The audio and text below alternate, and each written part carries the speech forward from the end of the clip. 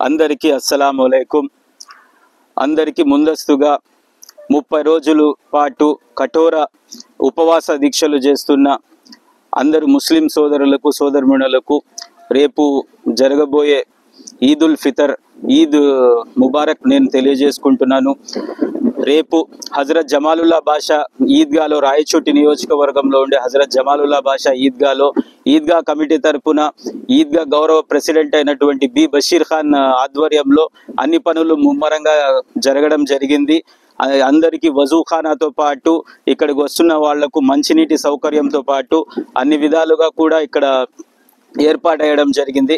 ముఖ్యంగా మన మత గురువు సర్హాజీ షర్ఫుద్దీన్ సాహెబ్ గారు 8 గంటలకు ఈద్ నమాజ్ని నిర్వహించడం జరుగుతుందని ఏలాన్ చేశారు. అదేవిధంగా ఆ కోణంలో అందరూ ఈ ఎండ తీవ్రత ఎక్కువ ఉండడం వలన 7:30 గంటలకి అందరూ ఈద్గాకి వచ్చేసి ప్రాపర్ టైంలో నమాజ్కి అందరూ నిలబడిపోతారు.